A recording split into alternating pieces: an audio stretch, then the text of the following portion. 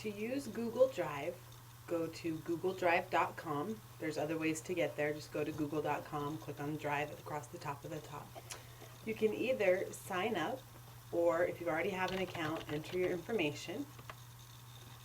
You have to have the whole thing. What I like about this is you don't have to create a Gmail account. You can actually use your CW Idaho account. Enter your password and sign in. The system recommends that you download Google Drive, and this creates a file on your hard drive where you can store documents directly. So you don't have to come here and upload documents through the website with this Google Drive tool. So I really found that helpful. I've done everything in PDF, as you can see, but you don't have to do that. So these are my documents, most of them so far, for spring semester, and I just simply move them into the Google Drive on my hard drive after downloading this feature. To embed the document, click on the document to open it up, and then you see this sidebar that I was talking about at the in-service session last night. Simple to change it, just didn't know where the magic button was. It's this little arrow. When I slide everything over, I no longer see that sidebar. And this feature remains enabled on your embedded document in Blackboard. So go to File, Embed this PDF, and just like Box, you end up with this message. Now this is an iframe document, again moving to that new technology that Christina talked about. Copy and paste it, and then go out to your Blackboard site.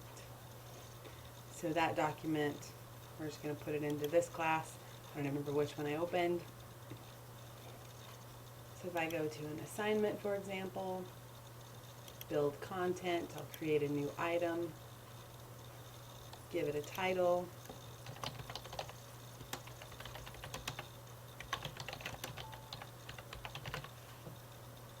and notice the text editor is off.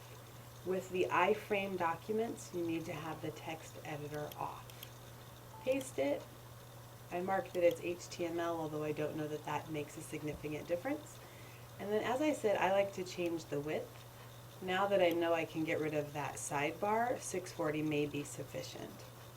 But just if you wanted to, you could expand that to 840, whatever you want. You can preview it. And again, that arrow is there, but if I click on it, it slides over. So with this width, I can see my entire screen. Okay, to close that, decide whether I want to change it. I also like to browse my computer and attach the file when I embed a document.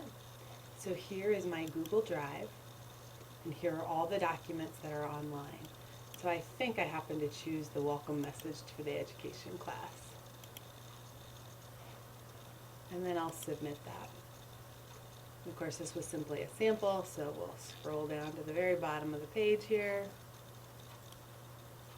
where we'll see this sample Google Drive document. Here's the PDF that I can open directly, and here is my file. It will remember that I have closed the sidebar, but I'm not exactly sure what students end up seeing. Quite simply, that is the way to embed a document through Google Drive. Now, one other thing that you need to do is up here in the upper right hand corner, click on Share. It will default to it being just you. You're the private owner. So you need to choose, by clicking on Change here, Public on the Web. That way you know it's available to anyone. If you choose anyone with the link, students will request access to you, which is a bit of a pain in the butt. So public on the web is what I would recommend, and then make sure to save those changes. You can also change what they can do. View, comment, or edit. The default is view for public on the web. Then you just close this by closing that particular tab, and you're back in your full list of documents.